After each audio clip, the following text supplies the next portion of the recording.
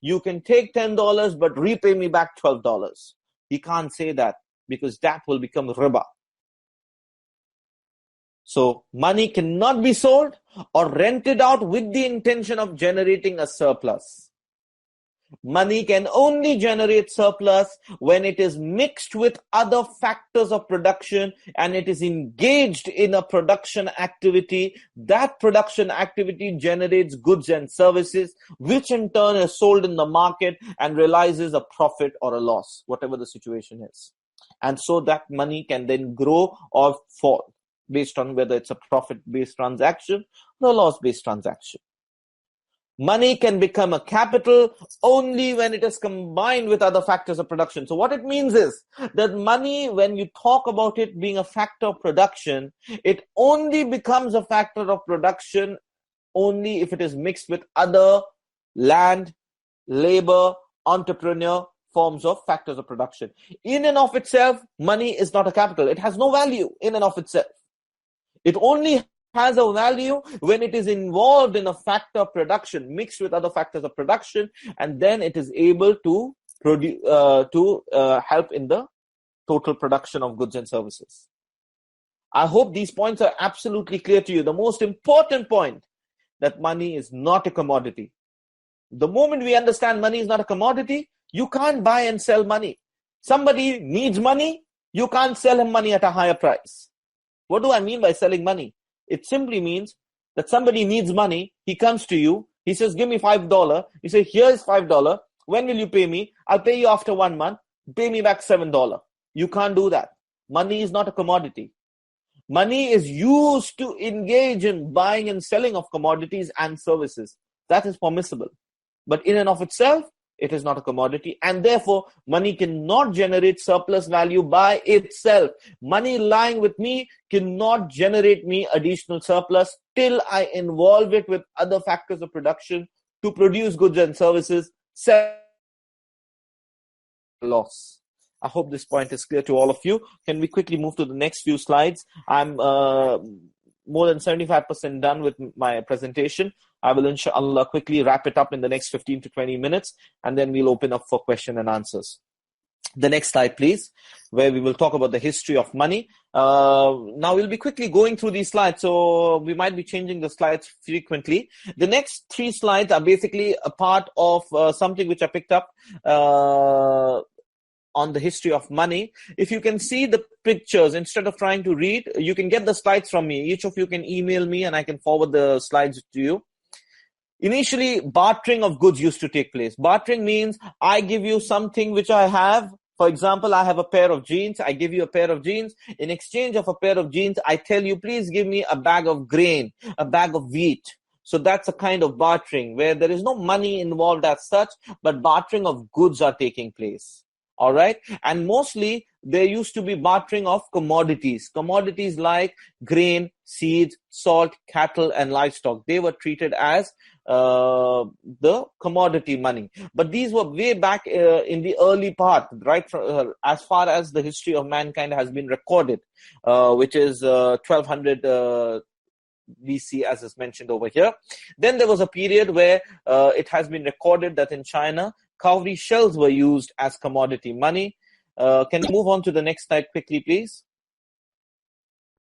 Then we see 600 years later, the first coins were seen, and this was in Turkey, present-day Turkey, the Legion Electrum, probably the Legion Electrum, and they were present in Turkey. These coins were made of gold and silver alloy, and it sported a lion's head on one side. Okay, so we see that from cowrie shells, from bartering to cowrie shells, then the coins era started coming in and it continued for a long period, and then we moved straight away to 1000 Christian era.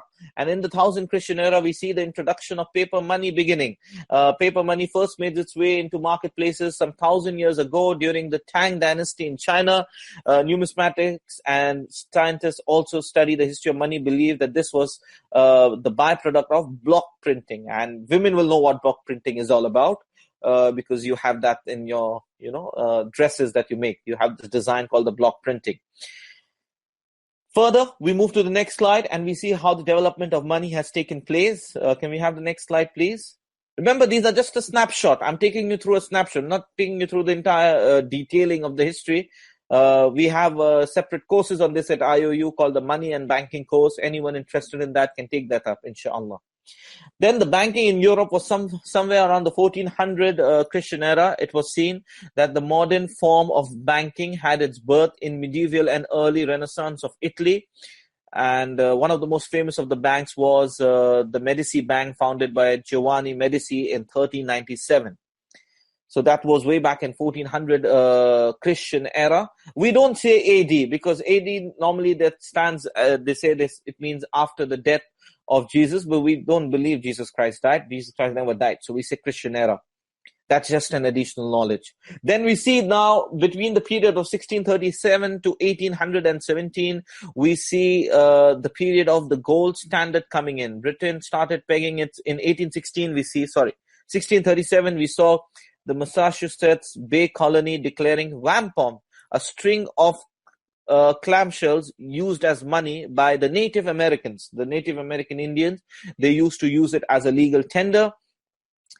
And then again in 1816, which is about 150 or 200 years back, in fact, exactly 200 years back, Britain pegged its currency to the gold to help govern inflation. So what it did was that they said that our currency will be backed by gold. Whatever we are producing or minting should be backed by a gold currency. America went on the gold standard in 1900. What it means is that they started using paper currency, but they started using backed it with a gold, equivalent gold.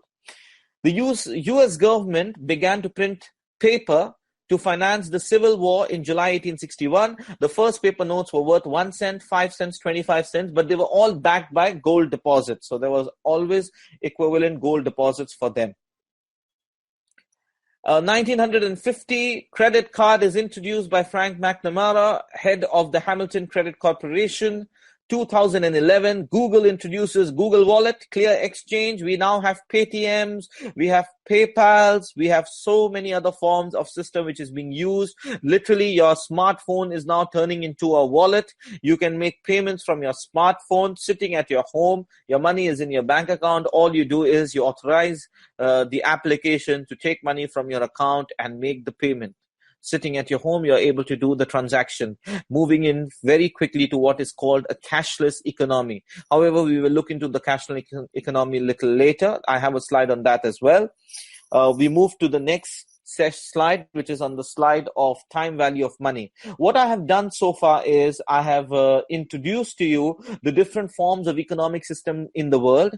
I have spoken to you about what is the ethical economic system, the way it should be, and the way we need to strive and talk about it and academically discuss about it.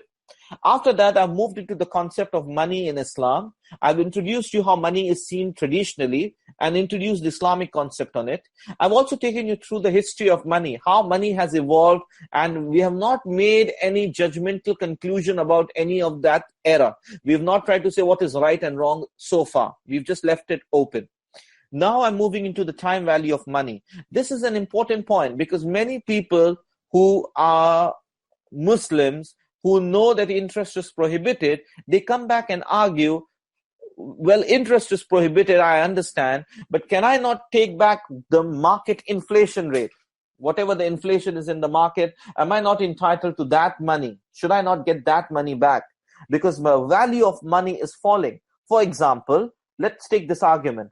If I was to offer to Razia 1,000 dirhams today, and if I tell Razia, I'll give you 1,000 dirhams 5 years from now, which of the money will she prefer? She'll prefer it now because the value of 1,000 dirhams today is more than what it will be 5 years from now. This is because of inflation. Inflation causes rise in price of commodities.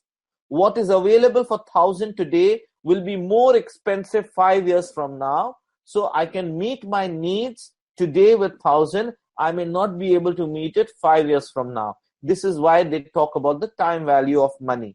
It is quantifying the value of money through time, based on time. So basically, a dirham in hand today, or a rupee in hand today, or a dollar in hand today is worth more than a dollar to be received in the future because a dollar in hand today can be invested to earn interest and yield more than a dollar in the future. This time value of money is now dependent on the inflation rate, the interest rate earned on investment, and so on and so forth. This is the concept of time value of money. Now let's look at what is the Islamic perspective on it. Can we have the next slide, please? What is the Islamic perspective on it? Money is no more than a medium of exchange, as we mentioned in its function, and it does not have a value in and of itself. The human effort, initiative, and risk involved in productive venture, that word, by the way, risk involved in a productive venture, can be substituted with one word called entrepreneurial skills. An entrepreneur takes a risk. Okay, so human effort, initiative, and risk can be all called in one word, the entrepreneurial skills. So coming back, the human effort, initiative, and risk involved are more important than the money used to finance it. So what we are saying is that money in and of itself is not enough for you to justify earning money on it. Because what is needed is that there has to be a human effort, initiative to invest the money in productive means, and the ability to take risk when you invest in projects. When you take a project, there are chances that your money may not give you back your return immediately. You remain patient and persevering. You don't look for a foolproof system of earning money, because the only foolproof system of earning that we can see so far in the current economy is an interest-based system. And I will talk about how interest came into the system a little later. Money is a capital only when it is invested in business. Thus, money in and of itself cannot earn interest. And therefore, unlike capitalism, loans are not a means to generate income for people. I cannot give loan and hope of earning money on that. Fixed income, interest, not permitted. So we conclude that the Islamic perspective on time value of money is that it is zero. We don't believe in the concept of time value of money. If I give you $100 and if you pay me back after 100 years to my next generation $100, that's it. My generation 10 years later, 10 generations down the line, cannot ask your 10 generations down the line that, look, our forefather had given you at that time, 100 years back, 500 years back, $100. Today, the value of that is $5,000. No, that is riba. If it is 500, it has to be $500. Not more, not less. So that's the TVM from an Islamic perspective. Can we move to the next slide, please? Now, this is going to talk, okay. The next slide is in announcing the Money Matters course. So kindly just make a note of this. We have the course coming up on Money Matters, where we will talk about riba, its implication in our daily lives, and what are the alternatives that we have for it. So join me on the 3rd of December for that, the Money Matters webinar. It's a series of weekend sessions starting on the 3rd of December.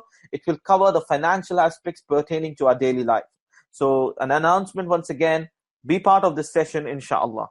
Let's get back to our discussion. The next slide, please. The prohibition of interest in Islam. Now, why has interest been prohibited in Islam? One of the reasons why it has been prohibited is, now you will be able to connect, my respected brothers and sisters, the points that I'm mentioning here from the knowledge that we have gained about the pillars of Islamic economic system. If you see the pillars of Islamic economic system, you will understand why interest is prohibited. First, spiritual and moral damage. It leads to a society which is selfish, hoarding wealth, only looking for their own benefit. How can my money earn me more money without taking any risk? I don't want to look at what benefits the society. My money, put it in the bank, I want my interest. I don't care about the society. It's a selfish society. Everyone is looking for what's in it for me. A YFM attitude. Fierce competition, which is leading to unethical practice. It leads to a society which is materialistic, only looking for its own benefit and what can bring advantage to them and profit to them. The suggested solution for such a spiritual and moral damage is that you need to have a zakat system and not an interest-based system. Replace interest with a zakat system, a compulsory moral obligation on people to distribute an amount of money to the poor. Can we have the next point over here, please? The next prohibition which is mentioned here. Okay, the next prohibition which is mentioned over here is cultural and social damage.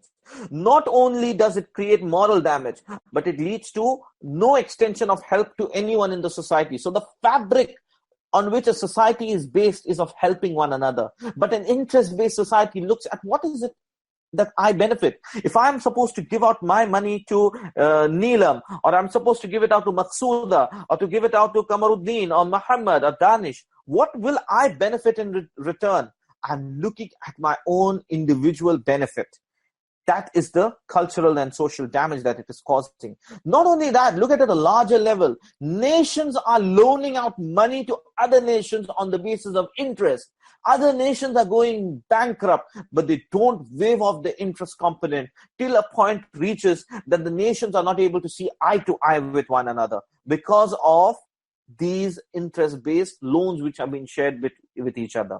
We need a society which is based on sympathy, a society based on generosity and charity and altruism. Can we have the next slide, please? Economic damages. Well, as you can see, when you park your money in a bank and you earn interest on that, what is an economic activity which has taken place? Because there is no proper production of goods and services taking place. When you leave your money in a bank, there is no more economic activity. Some people may argue, well, when I leave my money in the bank loans it out to someone else, and that person may use it for economic activity. The first point is, he may use it. He may not use it also. He may use it for his marriage reasons. And when you spend on marriage, I don't see any productivity activity happening. Many people end up wasting their money on their marriages by spending crores and millions of money, when you can just simply go to a place, your masjid, do your nikah, khalas, marriage is done. Any which ways, we're not here to discuss on marriage. We look back at the economic activity, or rather lack of it. Economic developments and progress of a nation is stalled when a society totally depends on an interest. When you don't have an production taking place, how will the GDP of a country improve? Let me remind you that nations in the past have prospered because of high GDP. Do you know that in India in 1703, the GDP of the economy was contributing 25% of the world's GDP? India was ahead of even China way back in 1703. And by the way, do you know who was the ruler of India at that time? We talk about the rich India. A person by the name of Aurangzeb Alamgir, a person who's criticized in the history books, a person who's been looked down upon by history. But it's surprising that the man who's looked down upon, he made India become one of the best in GDP production, highest in production, ahead of China, 25% of the world's GDP. Don't say India was rich, because India was rich when British took over as well, but British drained the resources. But rather we had a ruler who ruled according to a system which created more opportunities. In order to know more about it and about the economic aspect of rule of Aurangzeb Alamgir, you may refer to one of my lecture, which is on YouTube. You can just type Aurangzeb Alamgir by Mansoor Danish, and you will find a lecture in which we have analyzed about the economic impacts about the rule of Aurangzeb Alamgir. And may Allah subhanahu wa ta'ala have mercy on his soul. Large amounts of money will remain unutilized because they are lying in your bank accounts. They are not being used in productive capacity. Money is being wasted. Loans are being taken by needy people. Generally, who comes to the bank to take loan? Needy people. So the rich park their money with the bank. The needy people take money from the bank. The rich take back interest, so they get richer. The poor pays back more money, so they become poorer. Clearly, a class distinction is being caused due to interest in the society. Further, loans are being taken by businessmen and industrialists who are eventually turning back and saying, we've become bankrupt, we can't pay you anymore. Please write off our loans. Subhanallah. The solution, and then we have, of course, the riba. The concept of riba. Riba will have no benefit, as we have read in Surah Al-Baqarah. Allah says that riba will be destroyed and sadaqah will be benefiting you on the day of judgment. So we seek increase only through charity. Can we have the next slide, please? On the prohibition of interest in Islam. Okay, we're done with that. So we've looked into the three broader aspects on why interest has been prohibited in Islam.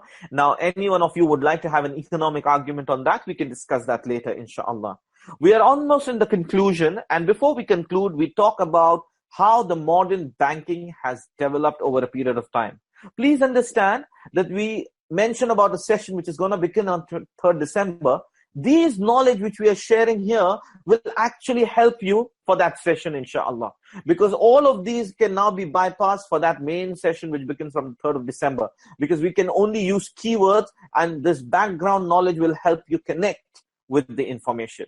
Coming back to the modern banking stages of development, can we have the next slide which talks about what happened in the early history of mankind? Well, in the early history of mankind, we have already seen right now, when we saw the history of money, there was no paper currency. Remember, barter was happening. Then there was a gradual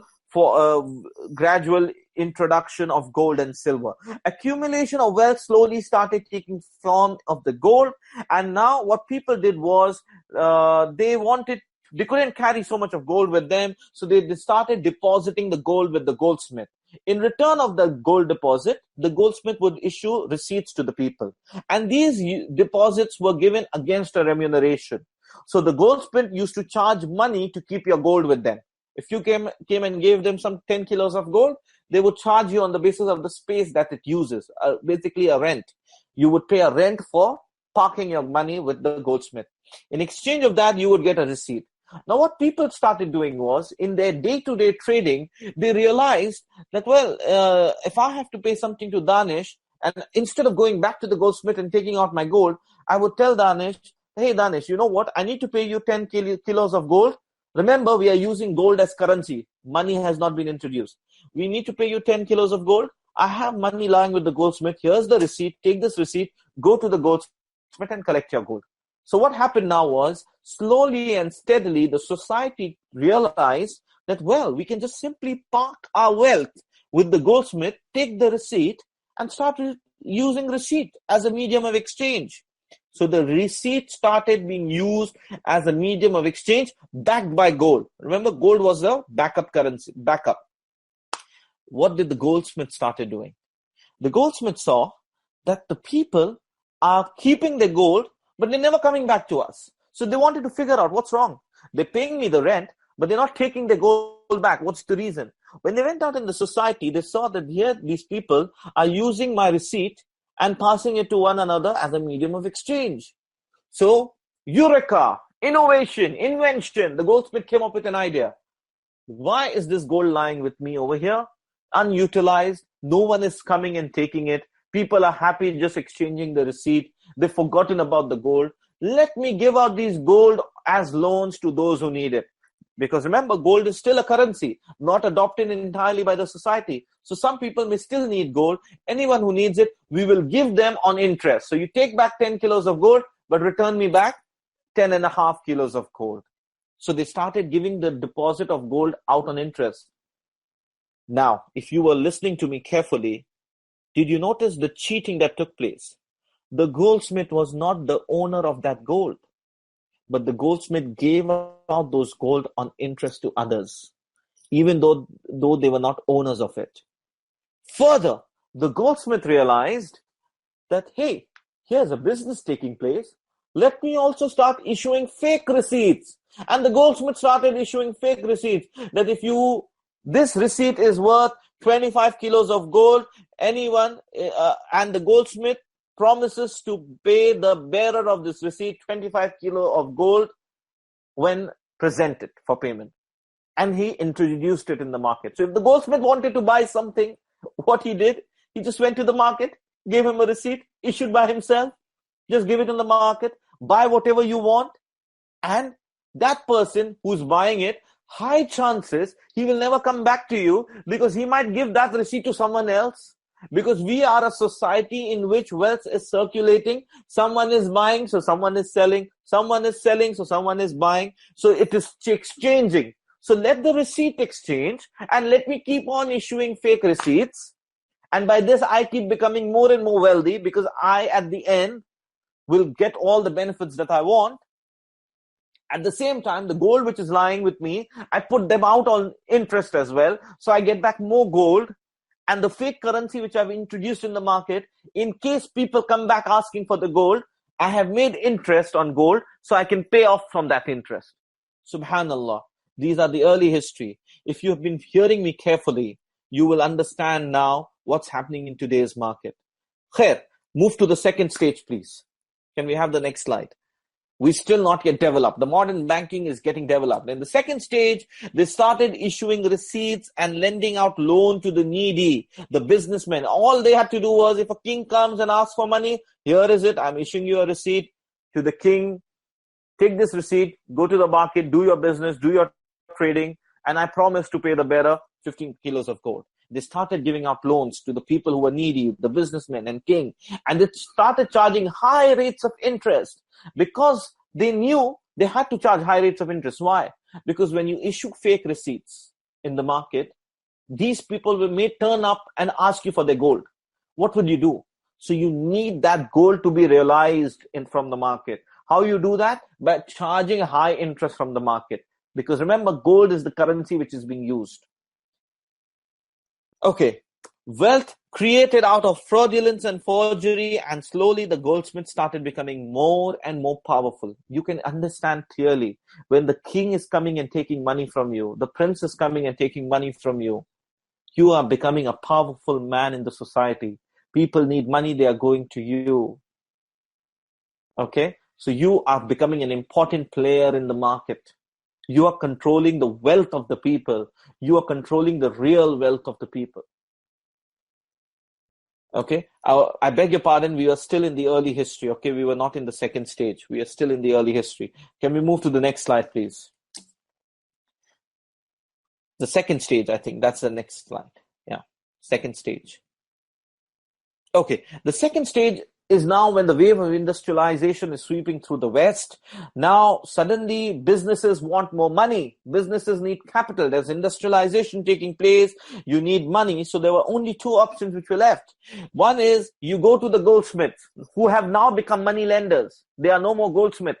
They are doing the job of a goldsmith, but they're also becoming money lenders. So you go to these goldsmith or money lender and you take money from them, or you go to the middle and upper class people in the society and you tell them, please give me your gold. I want to keep this gold with me. In exchange, take this receipt and go out in the market.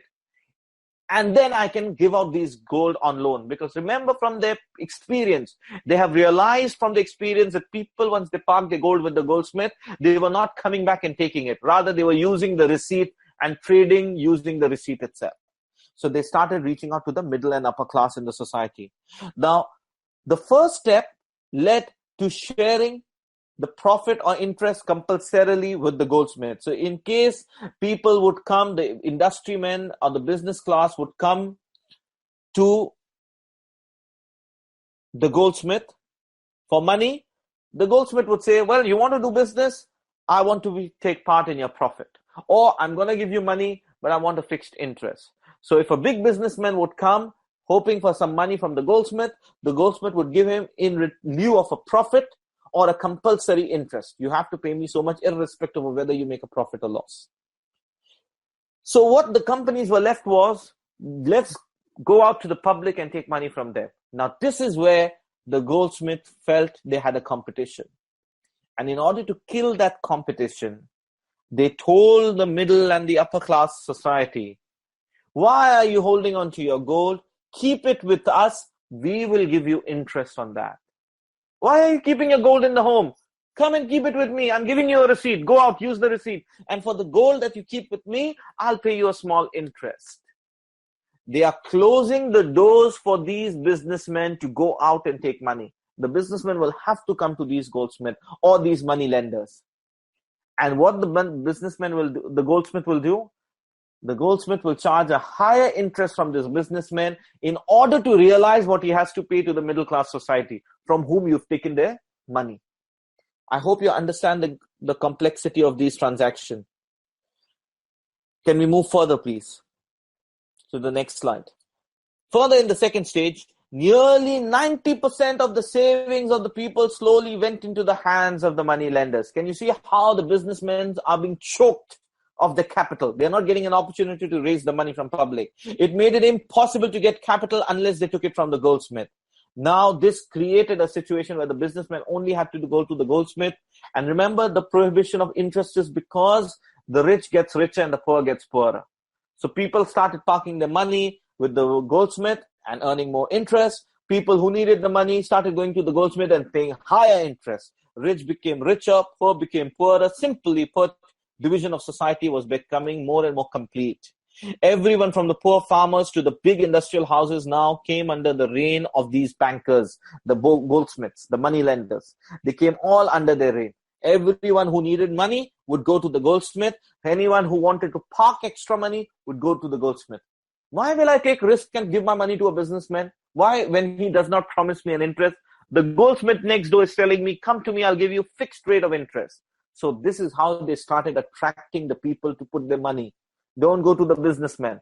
Don't put your money with him. You might incur a loss. With me, guaranteed return. That's how they started taking away the deposits of the people into their own kitty. Can we move to the third and the last stage? The modern banking system is launched with the goldsmith becoming the owners of the bank.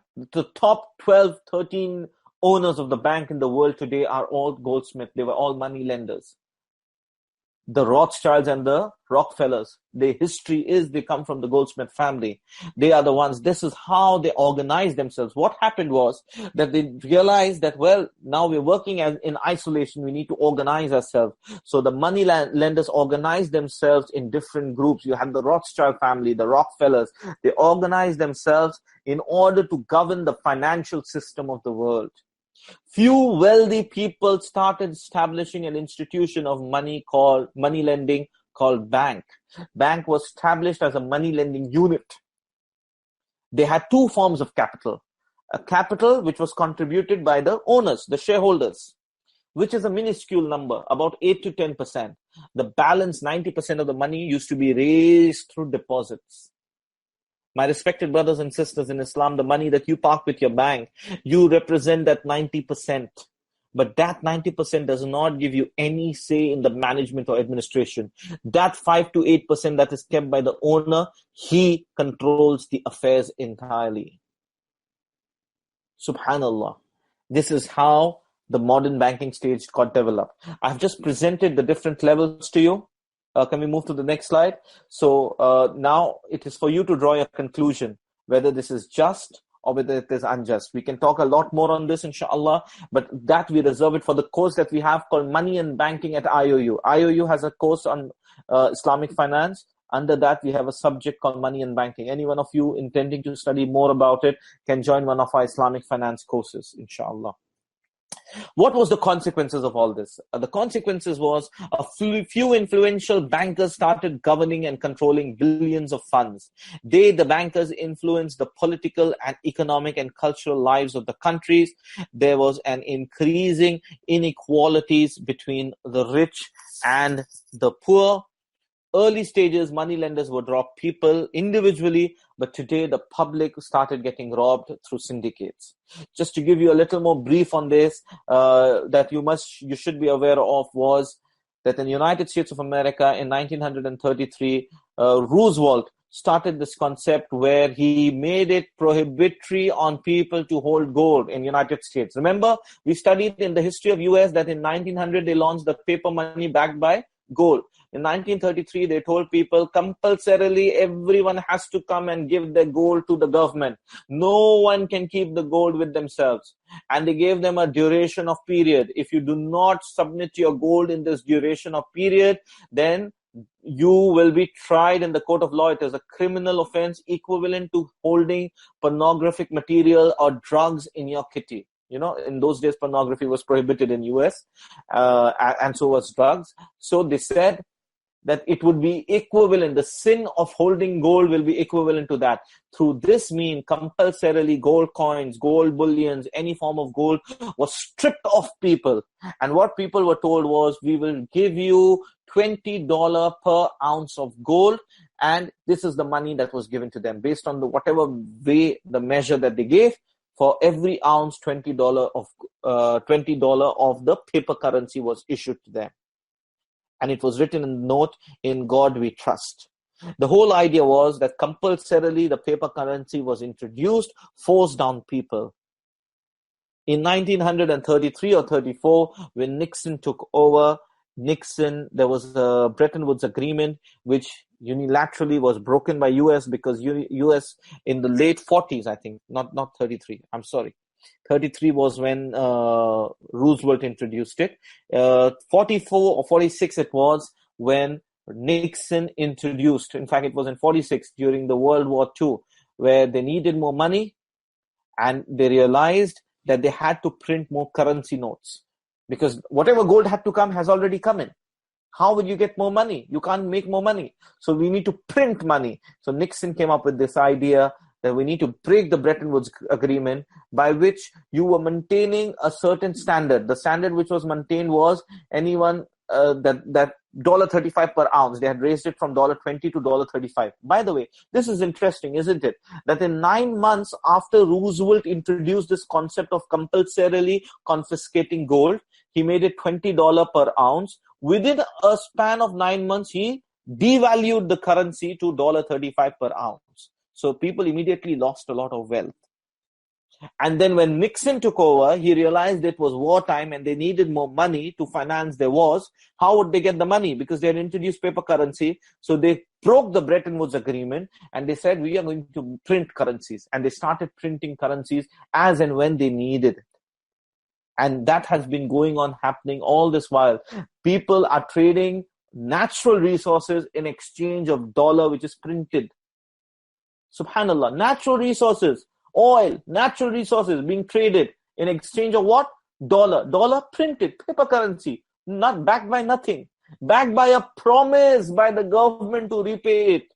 Subhanallah. We know what the governments can do. Subhanallah. We seek refuge in Allah. So this is how the modern banking system has been, and how political powers join hand with the modern banking system to control the wealth and resource of the people. What we are saying is, people should be aware of it. People should understand that they should get what is right. Unfortunately, by using English words like capitalist and reformation, positive, you use words having positive connotation, you give an impression to the minds of the people that this is something good. But the reality is that what you're throwing it down, you're pushing them down the throat, is something which is taking away their real wealth and giving it in the hands of the few people. The real gold today is not in the hands of the Americans, in the hands of the people. It has gone into the hands of these money lenders. They control the real wealth. The state controls the real wealth. People have got nothing. They just got paper currency, which keeps devaluing it. So in 1900, when they started backing the paper currency with gold, if you had 1 ounce of gold, and if I had 1 ounce of gold, and if you were in US, and US made this law of $20 per ounce, and they gave you $20, and I was say not in US, I was in some other country, both of us had $1, 1 ounce of gold, but today you have an equivalent $20, but I still have my 1 ounce of gold. We went to sleep for 116 years and we woke up on the 19th of November, 2016. You have $20 with you and I have 1 ounce of gold. Who's richer? It's me who's richer than you, because I have the real wealth, whereas you have been ripped of your real wealth. Subhanallah. So that's the consequence of all of these. We move to the last slide, please, the cashless economy slide, the future of money. The future of money, as can be seen, the Bitcoin is a generation which is being discussed and debated, and many people are talking about it. I saw a question also, can a Muslim deal in Bitcoin currency? We will discuss Bitcoin, inshallah, separately. Maybe you can write an email to me and we can discuss Bitcoin. I don't want to get into the economic aspects to it. Cashless economy seems to be a future. You are talking about virtual currency, electronic money, cashless economy. Countries are banning or limiting the use of cash. They say that the suggested benefits are it will limit the black market transaction. Everything will become accountable and can be seen by the government. Suggested benefit, the government can track the income and expenses and track down where the people are paying their taxes. Some of the risks involved in this, though, is it is against the sunnah of the Prophet. The sunnah of the Prophet is use gold or silver, because that is a real wealth. No privacy. And also, gold and silver cannot be just produced. There is a limitation on it. So there is a natural limitation on the printing of money by God through the use of gold and silver. But when people start printing it, they can go on printing whatever they want, because it's just a piece of paper and you need to stamp it. that in God we trust. Subhanallah. No privacy, as all information is accessible to the government. You have no privacy to your information. Whatever you buy, whatever you spend, whatever little you spend on personal thing, everything becomes accessible to the government. Nothing is private. Information and access can be misused. Everything is getting linked online, and we keep hearing every day, my respected brothers and sisters, that your information has been hacked, or somebody hacked into the system, or the system came crashing down, the servers have lost everything. What happens then? Like the US president, well, not the president-elect, but the competitor to Donald Trump, Hillary Clinton, there were issues being raised about 33,000 emails deleted. So things can get deleted. What happens if your records, which are all kept in the server in a cashless economy, is suddenly lost? You had $500,000 million money lying in your account. Suddenly the system loses everything. Everything is lost. Every track is lost. What happens then? This is a system which can lead to slavery, controlling people. This system of controlling people financially is a system which leads to slavery, as we saw with communism. Communism tried to do something similar. They wanted to control everything. Wallahu alam, Allah knows best. We are all students of knowledge. We are still gaining knowledge. I'm sure certainly tomorrow, if somebody can come up with better argument, we will be giving it due credence. What we've tried to do in this session, as we conclude in the next slide, please, is that we've tried to study what's happening in and around us. What are the kind of concept of money which exists around us, and what is the Islamic perspective on that? We've looked at the impact of interest in our daily lives, the consequences of engaging in interest, which leads to moral degradation, cultural impact, economical impact. We looked into some of these. We look into more of these, by the way, in the next session, which will be the Money Matters course starting on 3rd December. And we've looked seeking alternatives for prohibited financial options around us. Now, we will, inshallah, look for these alternatives in the next session, okay? So in conclusion, I want to mention to you that anyone who's interested to look out for more alternatives in your personal life, whatever we've spoken on today are theoretical aspect, backed by practical examples. In the next session onwards, we will look at the understanding of what riba is, and what are the practical implications of engaging in riba, and what are the kind of transactions where we fall into riba without realizing it. So we'll look into all of that next week.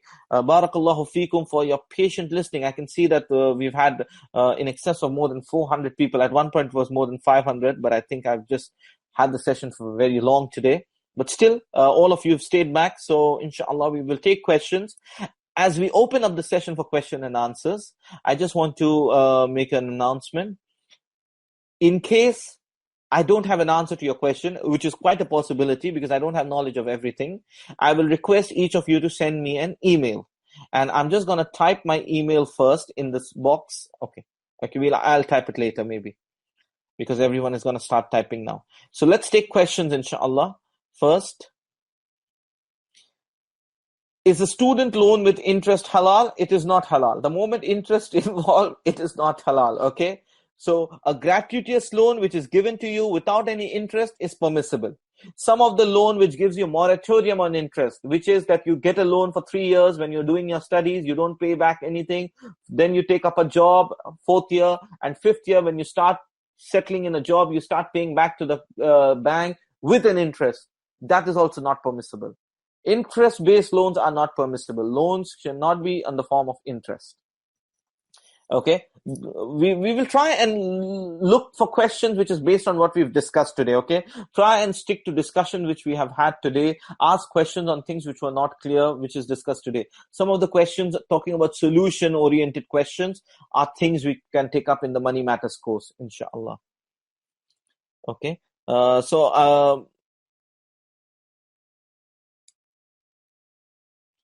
okay.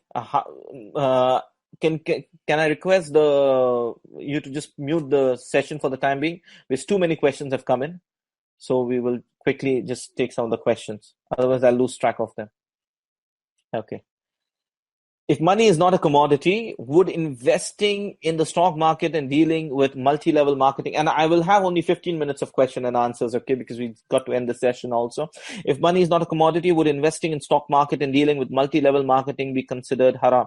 As far as investing into the stock market is concerned, generally when you are buying shares in a company, you are treated as a shareholder, which is equivalent to being an owner of a company by virtue of that amount or proportion of the share that you are holding in the company. Okay, so in that sense, it seems that it is permissible because your share price keeps going up and down on the basis of the performance of the company. So if the company does well, generally the share prices will go up. If the company is not doing very well, the share prices will come down. So you're taking part in the profit and loss of the company. So by a general rule, we can say that yes, there doesn't seem to be anything wrong so far. However, there has to be detailed study done about the company as well. So whether it's a lawful company, is it a company which is engaging in lawful transactions and lawful means of earning money? Is it a company which is not relying on loans? There are certain companies in certain countries which are entirely based on a fabric of interest. They took a huge interest from the banks, interest-based loans, and now they have set up the company. So would it be therefore permissible to give money to such companies, because these companies are now relying heavily on paying out interest components? So all of these will have to be taken into account. But I'm leaving all of those aside for the time being. I'm saying as a general rule, there doesn't seem to be anything wrong with the stock market. Okay, so the next question is, Salam, if all the bank in my country is using interest, can I have my bank account that my salary goes into and keep my money in it? Okay, now the issue over here is interesting because we do have a system of opening up current accounts where you don't get interest. But I understand that in certain countries, opening up a current account is quite difficult for individuals. Generally, current accounts are set up for business people who are doing business. Muslims have opened current accounts in certain countries because you don't get interest in that account. In case you're facing difficulty and the only option for you therefore is left is to have a saving account, you can use that saving account, because otherwise how do you draw your salary? Your job is halal. It's just that the medium where they're transferring their money is into a bank account, which is an interest-based account. So you keep your money there. You draw out your money as per your needs. I also understand that in some countries now, they want you to keep your money parked with the bank. Use it through making payments using online means, etc. Like we are seeing a form of economic changeabouts taking place in India. In such a situation, what should be done is, if there is any interest which is accruing into that account, that interest must be immediately taken out and paid off as charity. Okay? Without expecting that, oh, Allah is going to give me great reward, I'm doing charity. No. You're doing it because you were put into a situation, you were a victim of circumstances, and as a victim of circumstances, you've used the next best alternative, which was there with you. So you take out your interest and you get rid of it. Loan with interest halal? I think I've answered that as well. Awesome speech, but the speaker was too fast. Okay, feedback taken. Inshallah, I'll speak a little more slowly next time. What is the Islamic perspective on trading stock options? I think I've already answered that. What about exchange-traded funds that are backed by option securities? Who's asked this question?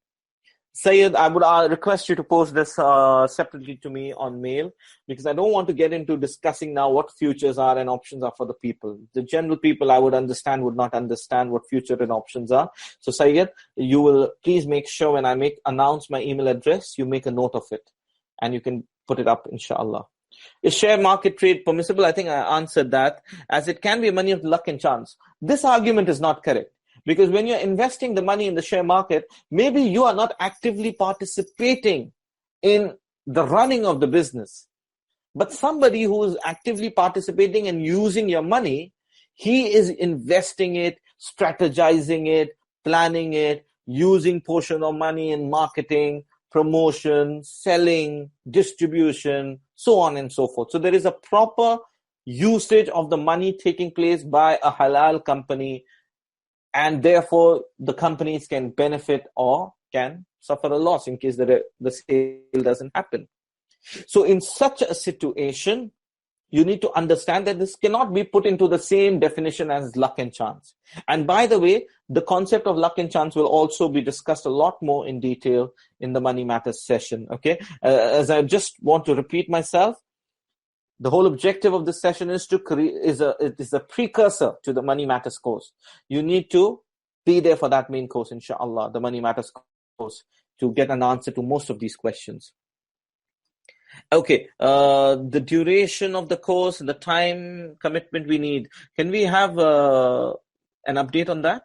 When is the course coming up? It's the 3rd of December. The duration, I think, is 6 weeks, right? Yeah, I think we have 6 sessions. We have 6 sessions on that, inshallah. 3rd December to 13th of Jan. We're doing it every Saturday, inshallah. And we will be having a 1 hour, 30-minute session with question and answers. And each session is linked to one another, okay? This is part of a course which I have done in several cities, but we have done it over 2 days, called Money Matters. This time we are bringing it online. So we are doing it on weekends, on every Saturday, inshallah. Same time, I think it's 7 p.m. Qatar time. That's the time in which we shall be doing it. Is insurance haram? Again, if you just ask me about... Just a correction that the sessions are going to take place at 7:30 p.m. Qatar time. Okay, 7:30. My apologies. I stand corrected. The sessions will be at 7:30 p.m. Qatar time. So not 7 p.m. Okay, coming back to the question on insurance being haram or not. As far as insurance is concerned, if you're talking about what is the conventional commercial insurance which you see in and around you, they seem to be, while there may be elements of riba in it which makes it haram, there is a huge element of doubt in these transactions. That is a gharar in these transactions. And it is because of the large presence of gharar that scholars have prohibited dealing in commercial insurance contract. And therefore we say commercial insurance is haram. Now that's the general ruling. When does it become permissible? It becomes permissible when you have the concepts like takaful, which is there, which is mostly an option where people, see, the intention matters. The commercial insurance, and I have been an ex-banker myself, and I have sold insurance, and I have been trained by insurance companies. They used to come and tell me, when you go to a CEO of a company to sell him an insurance plan, invariably, you will find on the desk of a CEO a family photograph, invariably. So what you do is, talk to him about the aesthetics of the room, tell him the room is nice, and then tell him, sir, is this the picture of a family? Naturally, he'll say yes. Says, sir, you've got a beautiful daughter. So can I have a look at the picture? Pick up the picture. These have been taught, by the way. I'm not making up stories here. We were taught this. Pick up the picture and then just place your hand on the picture of the CEO, the person whom you're talking to, and tell him, sir, how does the picture look now? So you basically cover him and tell him that, you know, in your image, in the picture, only your wife remains and your child remains. How does this picture look?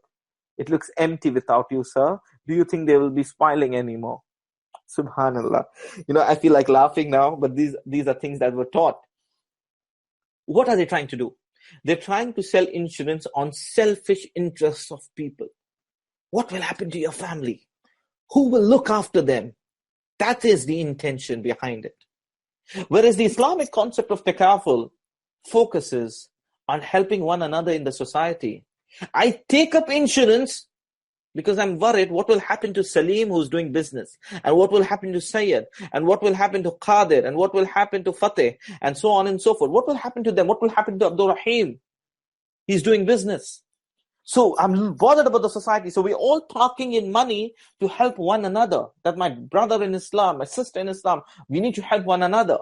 That is the objective. So the intention matters, as Umar ibn al-Khattab radiallahu anhu narrates, that the Prophet alayhi salatu wasalam said, every action is based upon intention. You're taking an insurance on the intention of benefiting the society. So that's the first concept. The second outpoint is, I cannot then argue, very important point, I cannot argue that I'll take a commercial insurance, which is haram, with the intention of helping the society. That doesn't happen because your nominees are not the society. A, your nominee is your family. And B, it has huge elements of gharar in the transaction. If so and so happens, the amount which will be paid will be X amount. If this doesn't happen and fulan happens, then the amount will be so much. There is no clarity on what will be the payouts in such plans.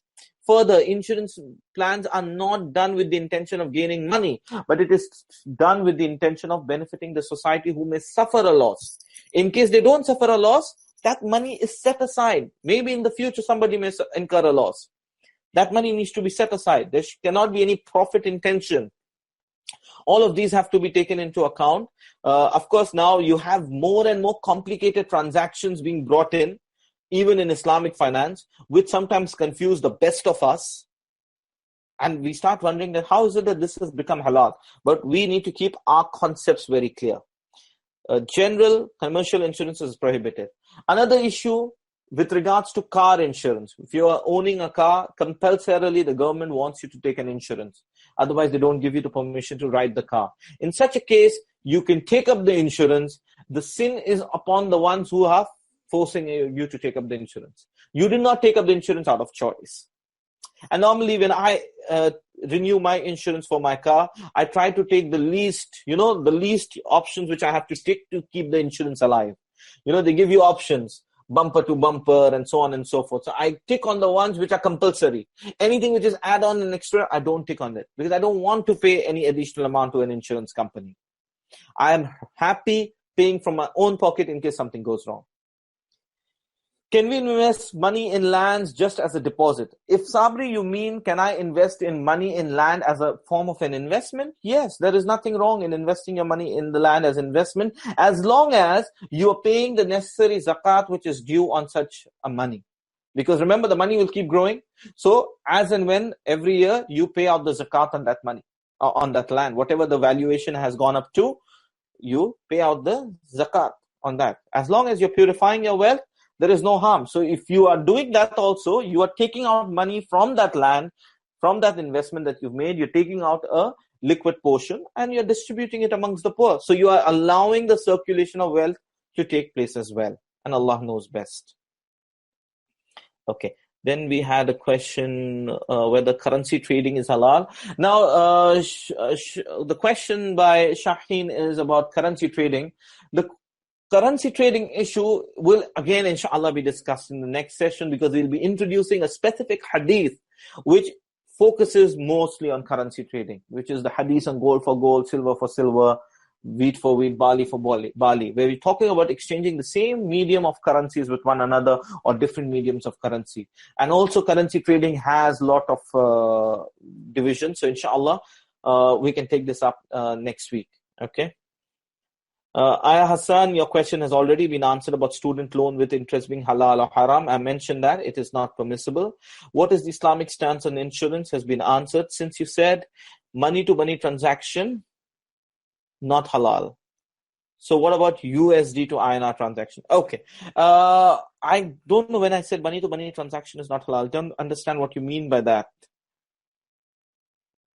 I understand where you're coming from. I said that you can't park your money at a bank and expect to earn money on it without allowing the money to engage in productive capacity.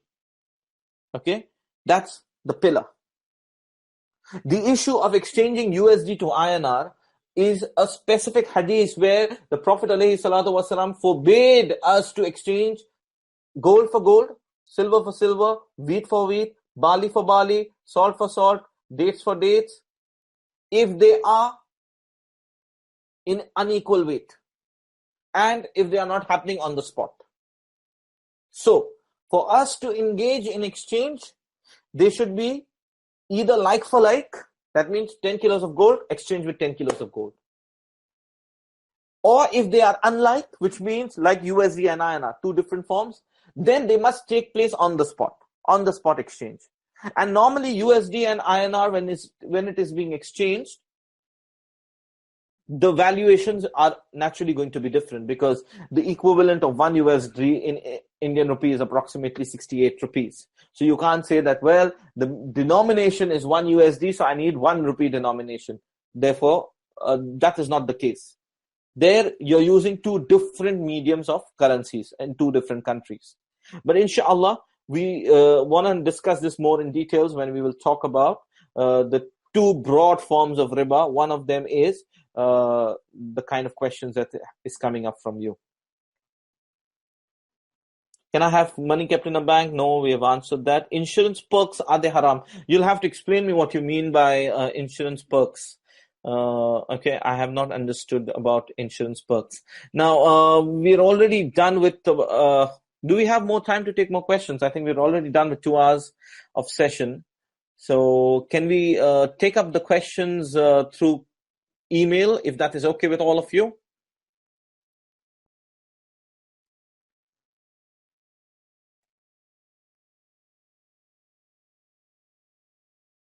Yeah, okay, perfect. So I would request all of you to just quickly make a note of my email address.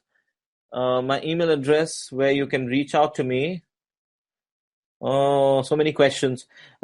Please, I'm extremely apologetic. Mashallah, all of you have turned up in big numbers and stayed back and listened to the entire session. But I would just share my email address, and I would sincerely request each one of you to just make sure you drop in a question right away. Okay, I'm going to get back to each of you on first come, first serve basis. I'm just typing my email address, so I just request each one of you to just stop typing for the time being. Don't use the chat box now. Let me just input my email address. As soon as you have my email address, you make a note of that, inshallah. That's my email address. Please make a note of it. I welcome questions on my email. And that's my website. You can even go to the website. Contact us option is there. You can send your question using that as well. Please send me an email with your questions. You have a lot of questions, mashallah, but I will need to conclude the session for today. Barakallahu feekum for attending in big numbers once again. My sincere apologies that I'm not being able to continue the session further. Look forward to your participation and look forward to all the questions to come in. And any one of you who is interested in the slides can please write into me as well. Just mention the subject that you want the slide, and inshallah I will reply back with the slides as well. I hand it over now to the Master of Conduct, and she'll take it forward. Barakallahu feekum. Jazakallah khair, brother, for this amazing session. With this, we come to an end to this session. Please do join us on 26th of November, where Brother Fahad will take us on a journey to understand Surah Deen. This webinar will help us realize the high status that